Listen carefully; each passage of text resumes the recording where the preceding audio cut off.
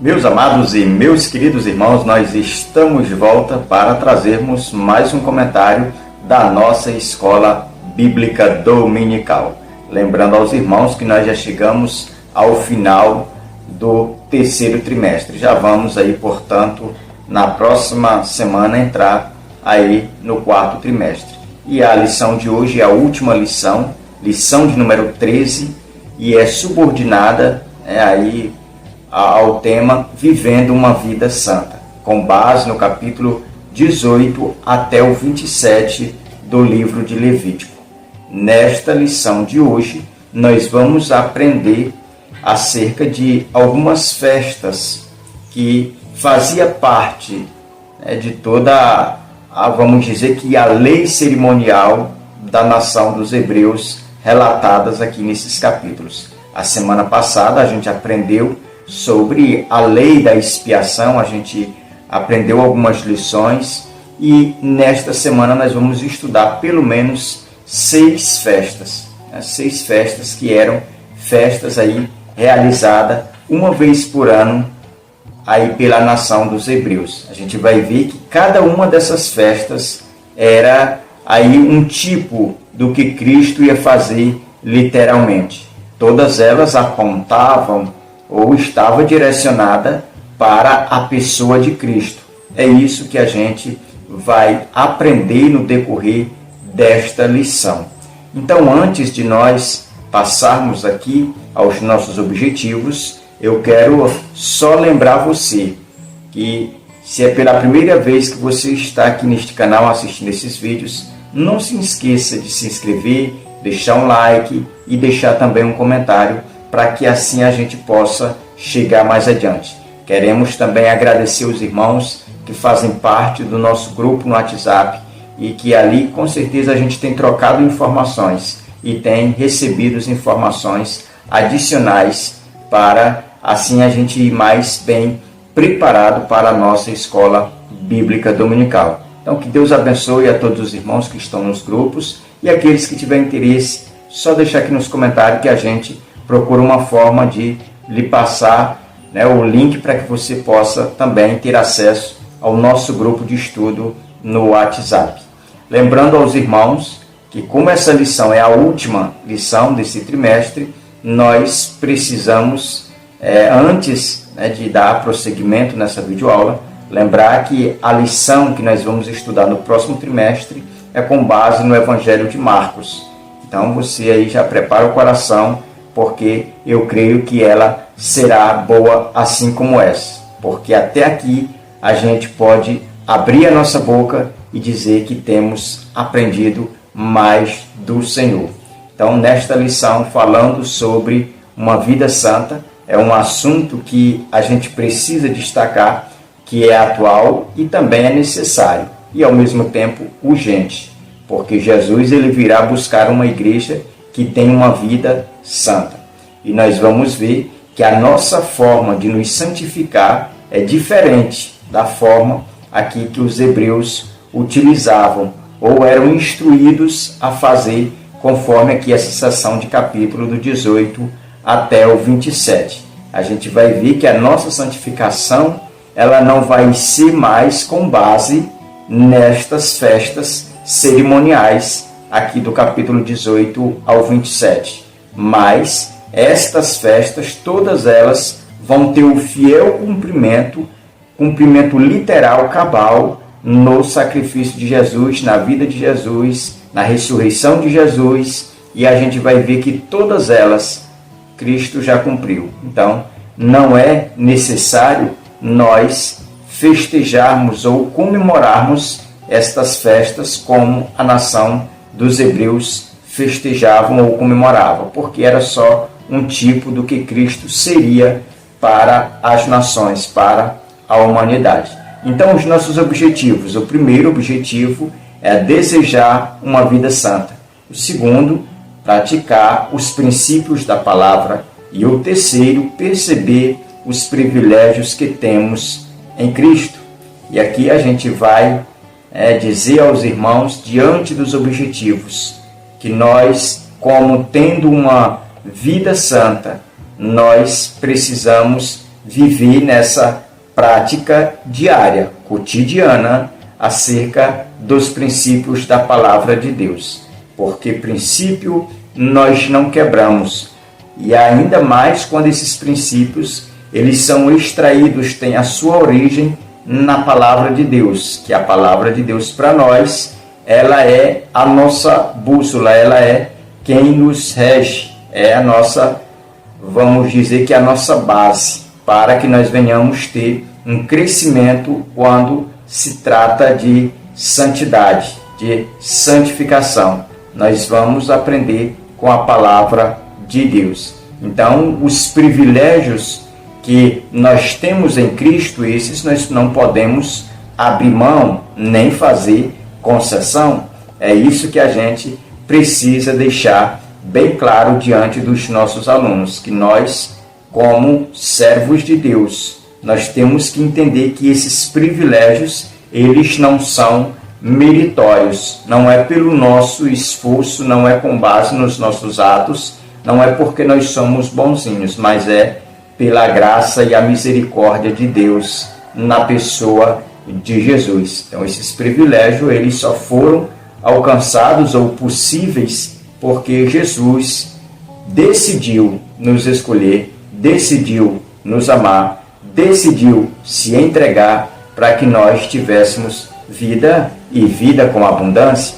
É isso que a gente precisa destacar. Nós vamos agora ao nosso textual, que se encontra aqui em Levítico, capítulo de número 19 e o versículo de número 2, que diz: Fala a toda a congregação dos filhos de Israel e diz-lhes: Santos sereis, porque eu, o Senhor vosso Deus, sou santo. Perceba que aqui no versículo 2 do capítulo 19 é o Senhor falando a toda a congregação de Israel, pedindo apenas uma característica: que eles se apresentem como pessoas consagradas, como pessoas separadas, como um grupo, como uma comunidade, como uma sociedade seleta. A gente vai ver que o que Deus pede é o que Ele tem, que é santidade. Então, o que Deus está instruindo a Moisés dizer aos filhos de Israel é que eles vivam nessa prática de santidade todos os dias. Todos os dias, ao levantar, eles tinham que levantar como santos, eles tinham que andar como santos, eles tinham que pensar como santos. Então, essa nação era ou tinha que ser santa em toda a sua forma de viver. Seja no campo, seja em casa, seja no templo, aonde quer que estivesse, eles tinham que se apresentar ou serem conhecidos como pessoas santas.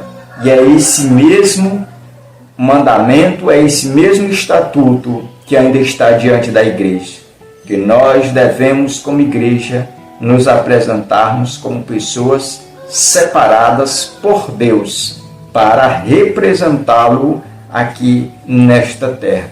Então nós, como igreja, precisamos demonstrar esta santidade diante do mundo de trevas, diante dos filhos das trevas. Nós precisamos nos mostrar como filhos da luz. Por isso que nós temos o Espírito Santo de Deus, é para fazermos essa diferença. Nossa verdade prática, ela diz: os padrões e normas entregues aos israelitas visavam formar um povo distinto e separado das demais nações. Então, nesta lição de hoje, a gente vai ver as leis diversas, mas o primeiro ponto da nossa lição, e antes eu preciso dar uma pincelada na nossa introdução, porque o comentarista ele vai iniciar falando aqui na nossa introdução, que assim como as pessoas ou os hebreus receberam essas, vamos dizer que essa bênção de Deus, de serem escolhidos, de serem chamados, eles também tinham algumas responsabilidades, né, de dar esse testemunho acerca da escolha de Deus, ou de se manter na presença de Deus sem pecar, sem fazer coisas erradas. Então, a nossa introdução, ela nos fala ou nos dá essa ideia de que se nós recebemos o poder de Deus para sermos novas criaturas, nós temos responsabilidades. Nós precisamos estar vivendo como pessoas que tenham esse objetivo de testemunhar que nós somos novas criaturas, de que nós somos consagrados ao Senhor. É isso que a gente precisa destacar. Primeiro ponto, leis diversas. Nesse ponto, nós vamos ver acerca da vida sexual dos hebreus. É com base aqui no capítulo 18 e o capítulo 19, verso de número 13. Então, a gente vai ver que a questão da vida sexual da sociedade hebreia da época era uma vida que era marcada pelos princípios que o próprio Deus deu ou instituiu através de Moisés. Era relações heterossexual, que é uma relação entre um homem e uma mulher. E só era para acontecer dentro do casamento. Não podia acontecer fora e nem antes do casamento, mas no casamento.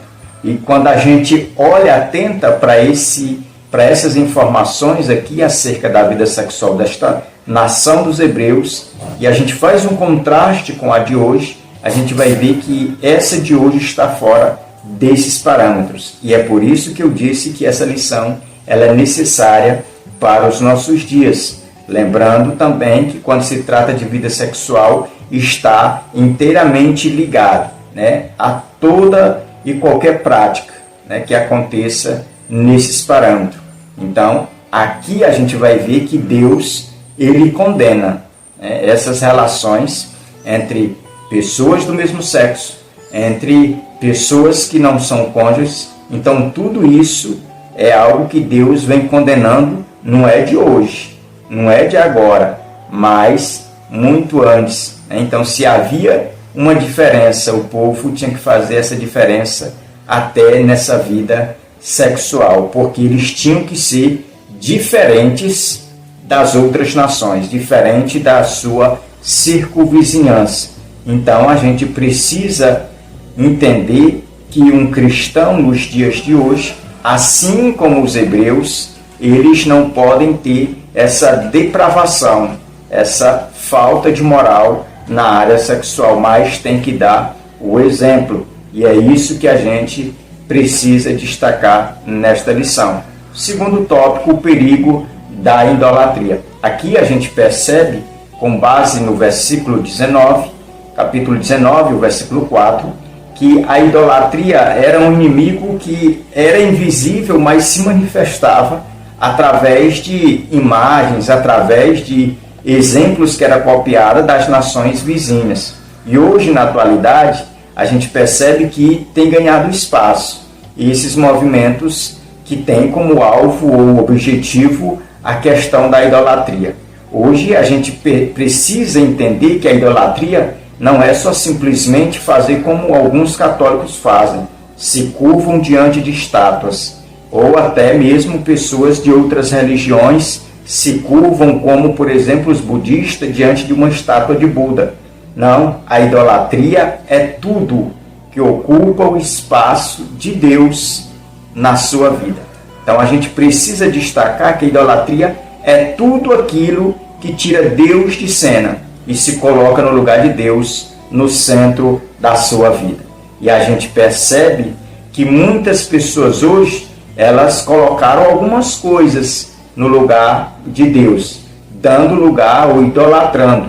Uns é a distração, passa o tempo distraído e acaba tirando Deus e colocando distrações. E dentro desse espaço, da questão da distração, entra muita coisa, entra rede social, entra celular, entra muitas ocupações que não geram frutos. E é isso que a gente é confrontado nesses dias. É que nós precisamos entender que tudo que tira Deus do primeiro lugar da nossa vida é idolatria.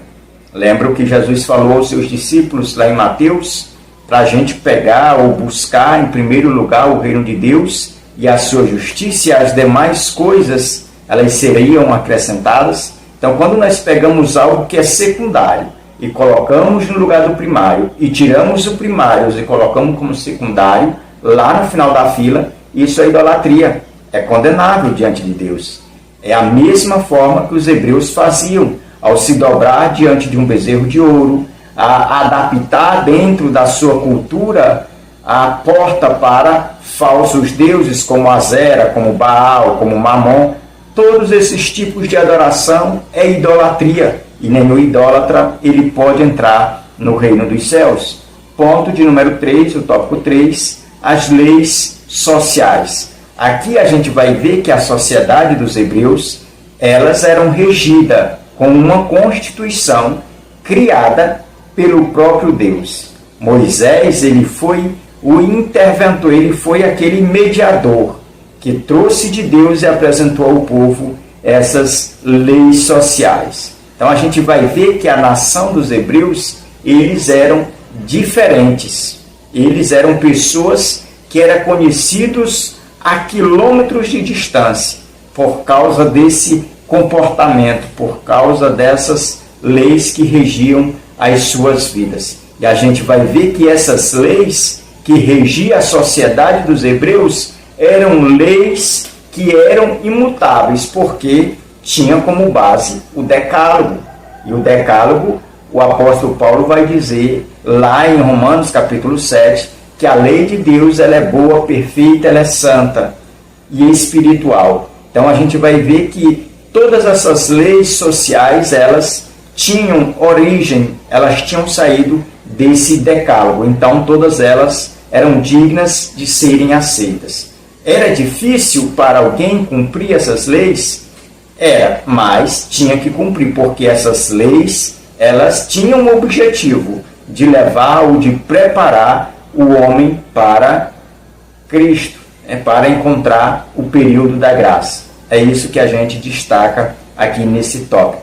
Segundo ponto da lição, acerca das festas judaicas. É nesse ponto que a gente vai ver aqui as 6 festas que o comentarista vai destacar para nós. E a gente precisa destacar que não existia só essas 6, mas ele vai apresentar aqui só essas 6, porque já apresentou uma semana passada, que a gente já falou aqui, que é a lei da expiação. Aqui a gente vai iniciar falando sobre a Páscoa.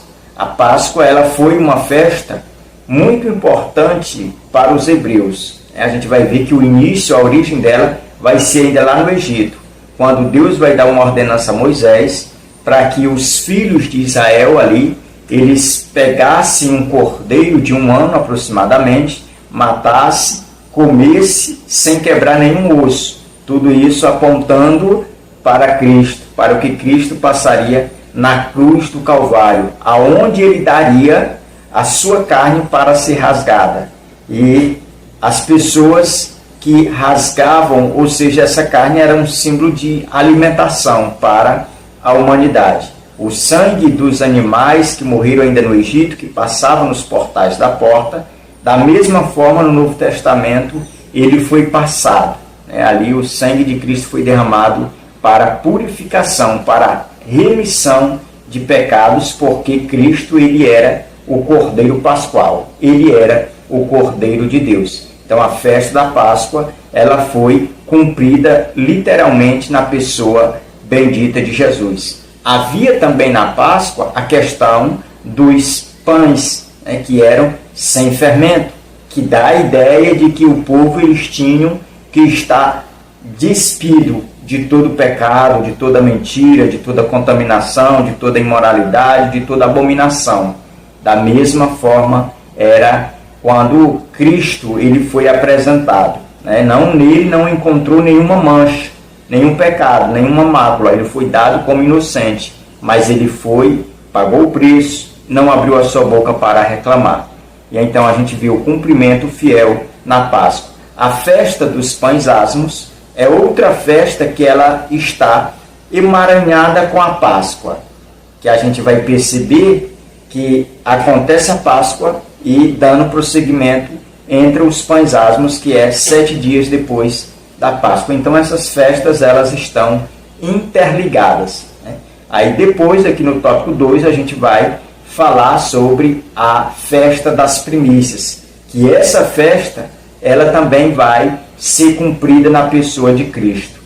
Quando era comemorada essa festa das primícias, era a festa aonde os hebreus eles plantavam, colhiam, e aí eles pegavam aqueles primeiros frutos e apresentavam ou dava um culto de gratidão a Deus, né? Oferecia ali no tabernáculo, levava ao sacerdote essa festa de cereais, essa oferta de cereais, que era comemorado aí a festa das primícias, reconhecendo que Deus, quem fazia os seus bens ou as suas posses prosperarem, né? A sua roça ali ir para frente, os cereais, tudo isso dando a ideia e tirando de cena a falsa ideia de que os deuses dos cananeus é que abençoavam, mas era o nosso Deus. Então a gente vai ver que essa festa das primícias, ela também vai ter fiel cumprimento em Cristo. Quando Cristo ele vai morrer, vai ressuscitar, e ele vai ser a primícia dos que vão ressuscitar e vai permanecer vivo para todo sempre. Lembra que quando Jesus ele morre, os sepulcros se abrem e alguns santos entram na cidade santa? Mateus relata isso no seu evangelho. A gente percebe ali que era as primícias, as festas das primícias, tendo fiel cumprimento. Então essa festa, quando a Bíblia vai dizer, e a gente vai ver que Paulo vai falar em Efésios, que ali Jesus, quando ele morre, ele vai e pega o Hades, ou pega ali aquela sala ou antessala onde fazia a divisão dos santos e dos pecadores, porque era só aquele abismo, conforme a gente lê a parábola lá do rico e Lázaro. Eles viviam no mesmo lugar, na mesma região, mas o que diferenciava era esse abismo. Então Cristo, quando ele morre, que ele ressuscita, ele vai lá, pega esse lugar que é o seio de Abraão e leva para o céu, para o debaixo do trono de Deus, a presença de Deus, um lugar celestial. Então a gente vai ver que essa é um retrato dessa festa das primícias, é um cumprimento dessa festa das primícias. E a festa de Pentecoste, a gente precisa destacar que é 50 dias depois da Páscoa.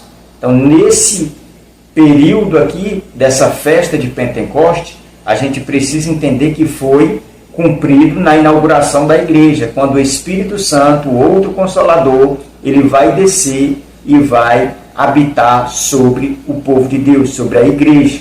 Então, era também o fiel cumprimento dessa festa de Pentecoste. E a quinta festa é as trombetas. Essa ainda não aconteceu literalmente, ela vai acontecer, que é o que nós aguardamos, que é o soar da última trombeta, para que a igreja ela seja agora, né, arrebatada, e cumpra-se também essa festa de uma forma coletiva para toda a igreja, para toda a humanidade, para todo o povo. E a festa dos tabernáculos era uma festa que o povo dos hebreus faziam, comemorava todo ano, porque eles traziam a lembrança que lá no Egito eles eram escravos e eles viviam em cabanas. Depois que saíram do Egito, no deserto foi da mesma forma, eles foram habitando em tendas. Então, quando eles iam comemorar essa festa em Jerusalém, eles vinham de regiões como, por exemplo, da Galileia, que era muito distante, e eles passavam esse período dessa festa habitando em tendas, para lembrarem aqui o período que eles estiveram no Egito e o período que eles estiveram como peregrino rodeando ali no deserto, né, até tomar posse da terra prometida. E isso, no sentido espiritual, a gente precisa destacar que isso aqui aponta para Apocalipse, quando a igreja não mais será como é hoje, porque hoje nós temos Deus habitando em nós. Nós vemos que o Espírito Santo veio do céu para habitar em tendas, em tabernáculo humano que somos nós. Mas haverá um dia em que nós seremos tomados dessa terra e iremos habitar com o Senhor. E a Bíblia vai dizer que lá nós o veremos face a face, assim como Ele é. É lá que vai dar esse fiel cumprimento aqui cabal, né? Sem restar mais nada. Porque a festa dos tabernáculos, como a festa das trombetas, elas têm se cumprido mais em etapas, mas não se cumpriram ainda por completo, como, por exemplo, é a questão da salvação. A salvação, a gente sabe que ela é cheia de estágios. E o último estágio ainda não aconteceu da salvação, que é a glorificação, o último processo da salvação, que é quando a Bíblia vai dizer que nós vamos ter os nossos corpos transformados. Então, da mesma forma, essas duas festas aqui, as trombetas e os tabernáculos, elas se cumpriram parcialmente, mas plenamente, de uma forma plena, ainda não se cumpriu. Vai se cumprir com o arrebatamento da igreja. E o último ponto da nossa lição: obediência gera bênção. Perceba que esse ponto é com base no capítulo 25 de Levítico, até o verso 8, e aqui no capítulo 26, até o verso 13. Então a gente vai ver que essa obediência, ela vai gerar bênçãos. E o primeiro tópico vai falar o amor ao próximo. A gente precisa entender que esse povo, ele precisava ser diferente dos demais. Então, como eles precisavam ser diferente dos demais, eles precisavam ter um cuidado com os seus próximos. Precisava ter um cuidado com as viúvas, com os órfãos e com os estrangeiros. Porque a gente vai ver que Deus vai refrescar a memória de todo esse povo. Vai lembrar que eles eram também estrangeiros lá no Egito. E da mesma forma eles tinham que agir aqui. Eles não poderiam perseguir, deixar passar fome nenhum estrangeiro, mas tinha que cuidar, tinha que expressar esse amor ao próximo. Então, não existe vida cristã sem esse cuidado dispensado sobre o nosso próximo. Da mesma forma que nós dizemos que amamos a Deus, nós devemos aqui expressar esse amor em obras para com o nosso próximo. É isso que nós somos ensinados e exortados aqui nesse ponto. Segundo tópico, ano de descanso e jubileu. A gente vai ver que essa sociedade, aqui desde o princípio, eles foram ensinados a descansar no sétimo dia, a dar descanso para a terra a cada 7 anos e fazer aqui um descanso geral, que era conhecido como o jubileu. Então a gente vai ver que eles vão acabar ignorando, deixando de lado essas ordenanças. E esse vai ser o motivo de toda a nação de Israel ir ao cativeiro, ser levada, para que a terra descanse 70 anos. A gente vai ver que o período que o povo vai permanecer lá no cativeiro da Babilônia é 70 anos. Então a gente vai ver que é para cumprir, ou para eles pagar essa dívida que eles tinham ignorado, que era dar descanso para a terra. Eles ignoravam, porque eles não confiavam em Deus. Eles queriam ter e mais ter, e aí plantavam e não queria saber de dar descanso para a terra. E a gente vai ver que Deus, ele vai ser justo. Ele é justo e ele vai aplicar a sua justiça, dando aqui esse descanso para a terra. E o terceiro tópico, bênçãos da obediência. Esse terceiro tópico a gente precisa destacar, que é com base no capítulo 26, a gente vai ver que essas bênçãos, elas vão ser alcançadas devido à obediência. Muitas pessoas às vezes acham que a obediência não leva a lugar nenhum, leva à humilhação, mas aqui a gente aprende que quando nós obedecemos a Deus, quando nós estamos subordinados à autoridade divina, há sempre bênçãos do céu.